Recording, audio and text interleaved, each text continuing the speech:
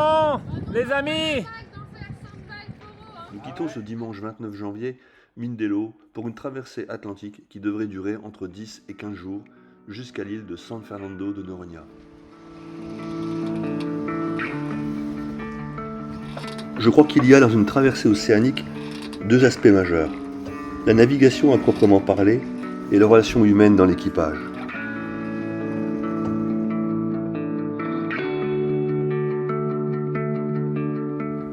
Concernant la navigation tout d'abord, à peine parti, nous nous rendons compte que notre Ridium Go ne fonctionne pas normalement. Heureusement, l'esprit taraudé par des dysfonctionnements constatés lors de notre traversée Canaries-Cap-Vert, j'ai réactivé notre compte InReach sur notre GPS Garmin juste avant notre départ. Par ailleurs, nous avions décidé, pour notre première traversée océanique, d'être assistés en matière de météo par Michel Meulnet, de la société Siroute.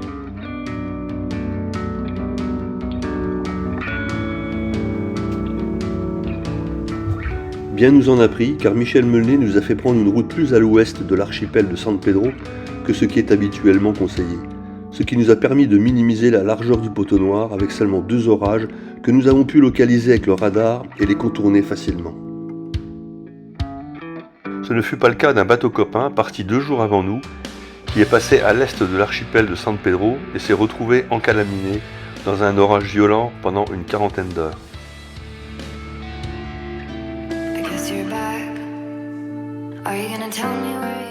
Nous avons fêté tous les deux le passage de l'équateur en satisfaisant à la tradition et en buvant un coup à la santé de Poséidon.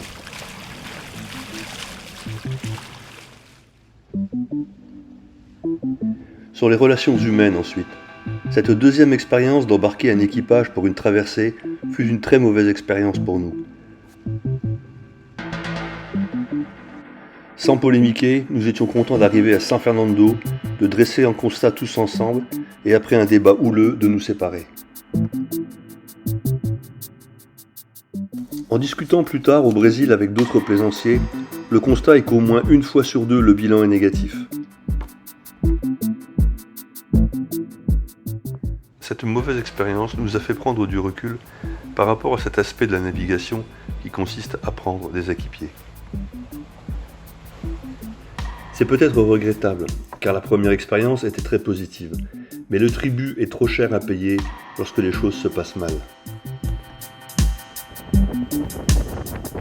Après 11 jours de navigation, quelle émotion de voir apparaître les côtes de l'île de San Fernando de Noronha.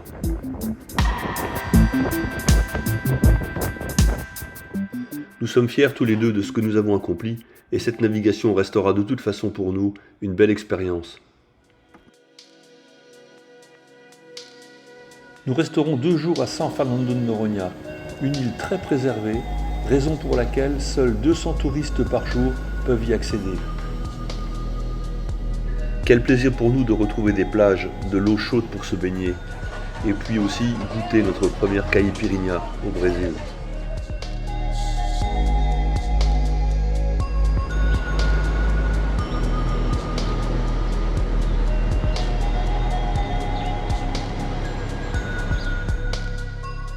Sur certaines de ces plages, des tortuludes viennent pondre la nuit. On voit ici leurs traces.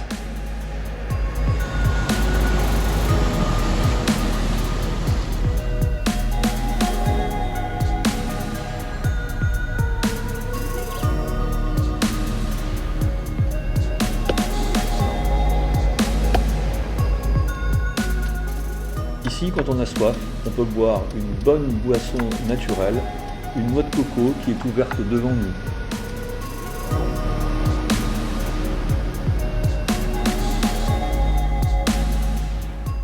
Nous avons nos premiers contacts avec la végétation équatoriale qui est tellement différente de celle que nous avons en Europe.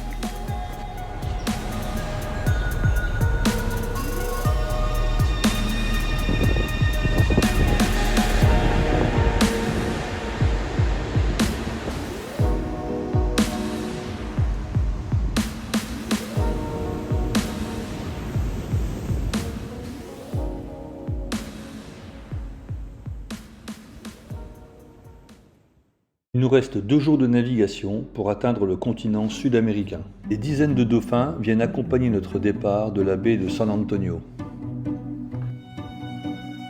Une fois les côtes atteintes, nous devons remonter le fleuve Paraíba sur quelques kilomètres. Nous atteignons le point ultime de notre traversée, la Marina Jacaré, où Graouli, en bas à gauche, prend sa place au ponton.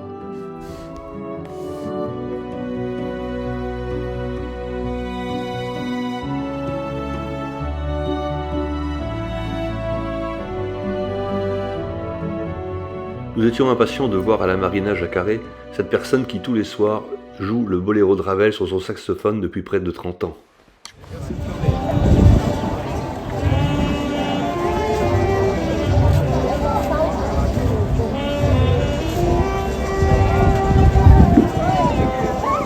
Ici, nous découvrons la vie au bord des fleuves, une vie active, de pêche, de transport. C'est impressionnant toute cette activité.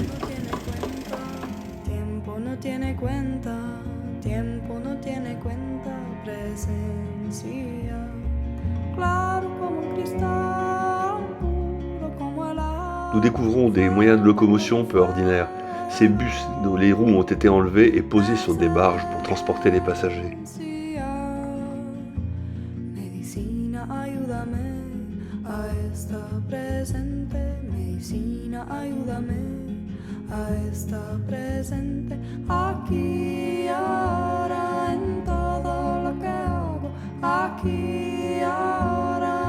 Le Brésil est un pays immense.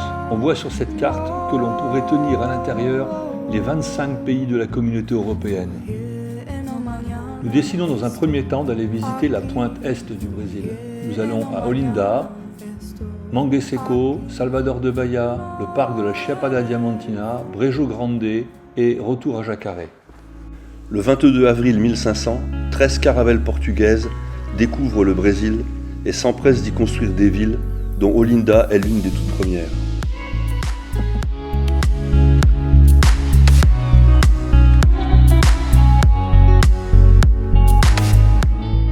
Dès le début de la conquête du Brésil par les Portugais, les moines franciscains ont été très présents.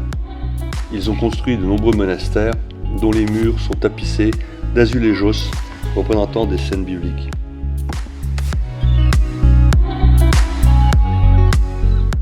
Olinda est également connue pour son carnaval, réputé être resté très traditionnel.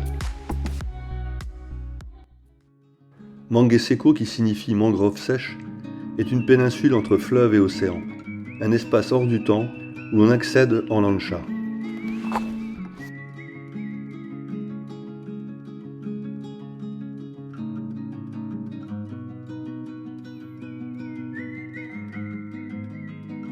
Cette péninsule est recouverte de dunes, encadrée par le fleuve d'un côté, l'océan de l'autre.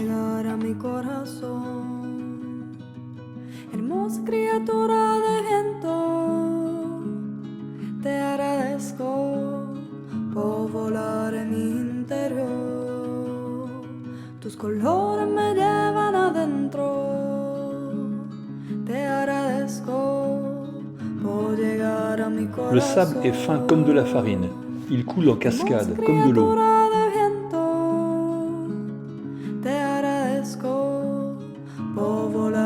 Nous passons 3 nuits dans la Pousada de Tulio, un Brésilien vraiment très sympathique.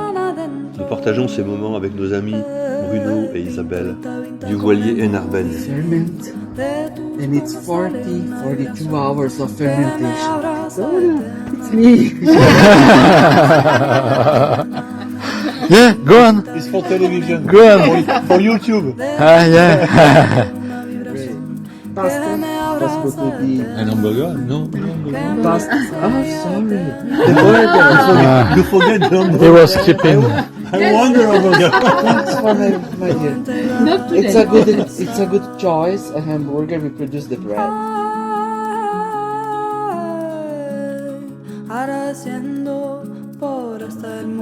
Les petits déjeuners brésiliens sont des instants privilégiés de grande qualité.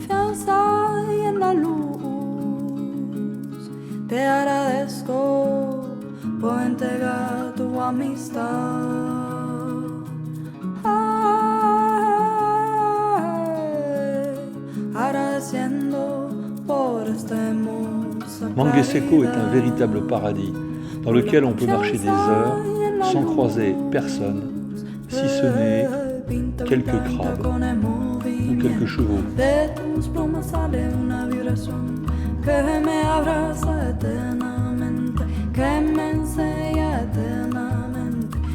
Pinta con el movimiento de tus plumas sale una vibración que me abraza eternamente, que me enseña eternamente.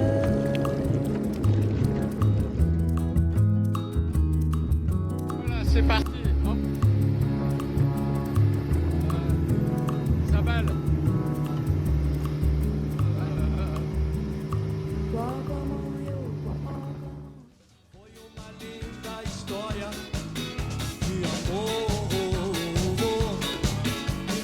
Salvador de Bahia a été la capitale de la colonie portugaise du Brésil de 1549 à 1763. Elle fut aussi, dès 1558, le premier marché d'esclaves du Nouveau Monde à destination des plantations de canne à sucre.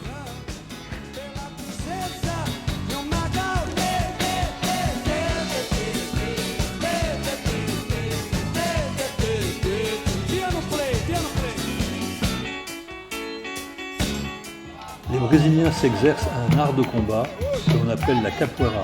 Elle s'exécute au rythme des tambours.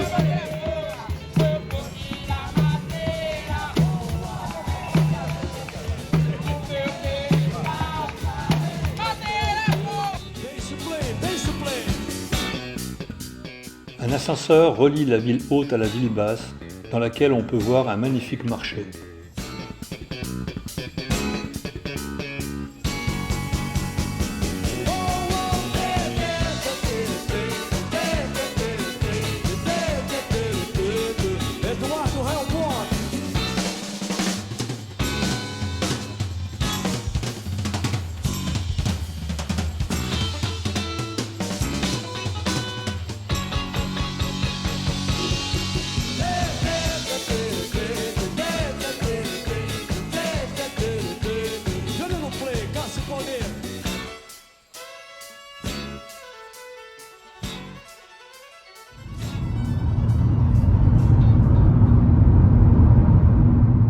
Nous quittons la côte atlantique pour le parc national de la Chapada Diamantina, un petit paradis de 84 000 km² tout de même, soit à peu près 3 fois la taille de la Belgique.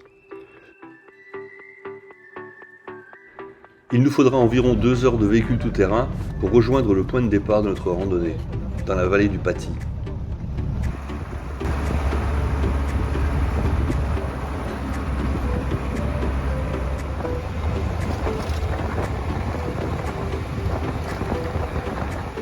La Chapada Diamantina est composée de roches sédimentaires déposées par l'océan il y a près de 2 milliards d'années.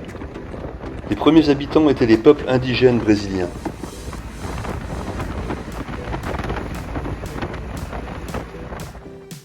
Au XVIIe siècle vinrent les Portugais qui exploitèrent les terres en agriculture. Puis, vers 1720, on exploita des mines d'or. Et enfin, vers 1840, des mines de diamants.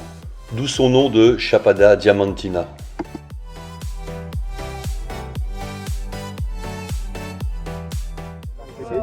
Sim, por coisa do polinizador. O usador, aqui ele indica onde está o pôr do sol e o nascer do sol. Então, quando você vê isso aqui estiver perdido na serra, você tira a base quando está o pôr do sol, o carro. Ó. Ele marca todos, tá vendo? Todos aí, ó. En fait, ça indique aussi o pôr do sol, no caso, que indique o E pôr aí do você sol. vai saber onde está o pôr do sol e o nascer do sol. En fait, ça indique aussi la petite barbichette, elle est dans la direction du coucher de soleil. Ah ouais.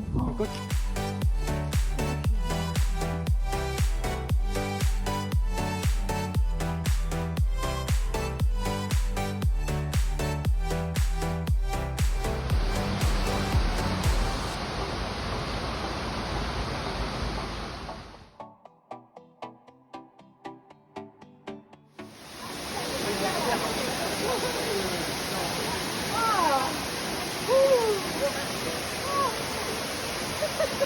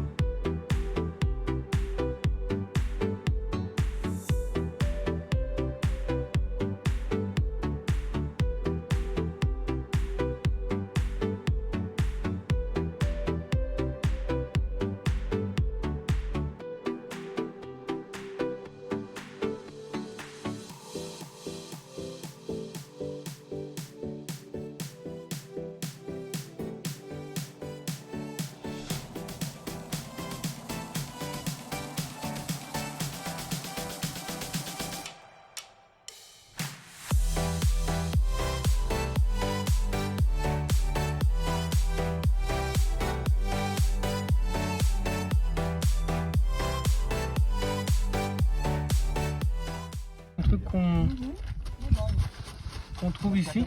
Et les garimperos, les gens de la région, disent que c'est très bon. Il y en a qui disent que c'est bon, je crois, pour le diabète. En tout cas, c'est très bon. C'est bon pour la santé. Et c'est local. On dirait une betterave rouge. Non, c'est capeb, c'est ça, la feuille. Ah, Ouais. Feuille de capeb. d'accord. C'est ça.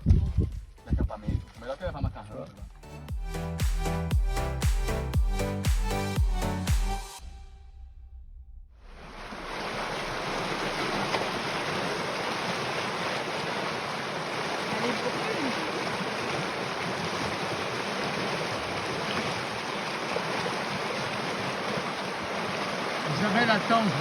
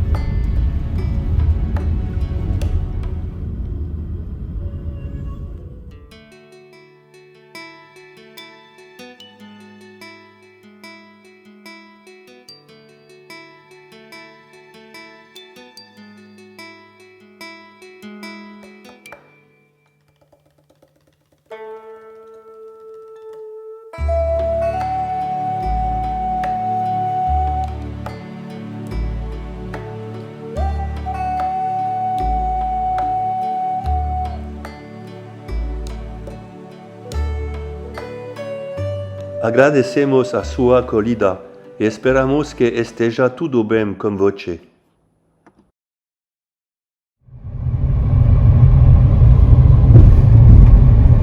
Et les autres en face, ils sont passés par là. Combien de croisés là? Ouais, je sais pas. Ils sont passés là.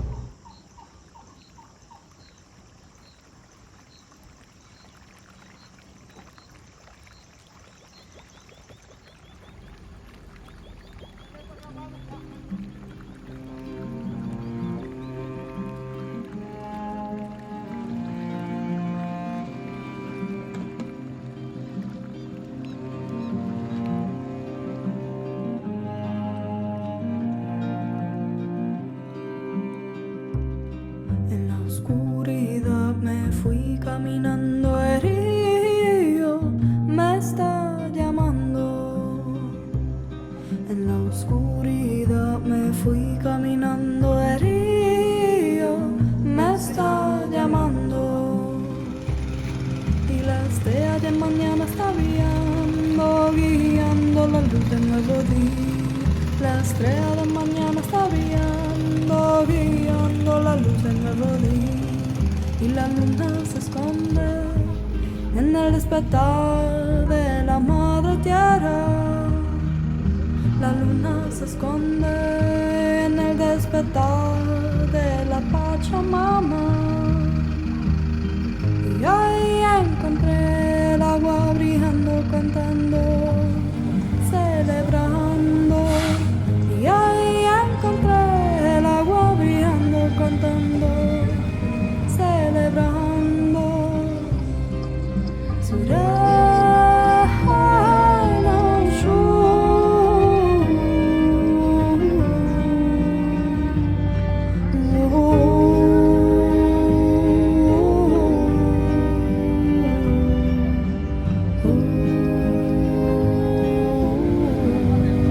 São Francisco est le deuxième plus grand fleuve du Brésil après l'Amazone.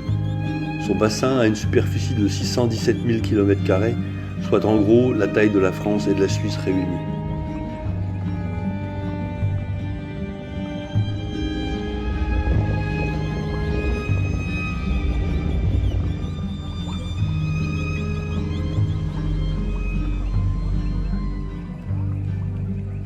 Oh, tu canto permite mirar los secretos del agua.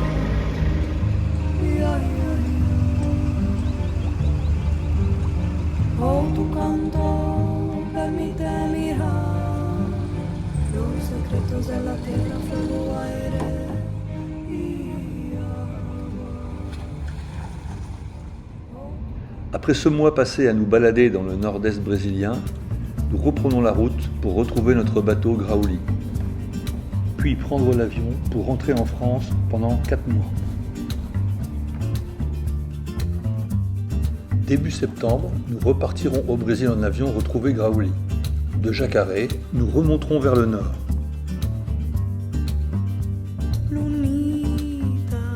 Nous avons prévu de passer 3 semaines sur l'Amazone et sur le fleuve Taparos.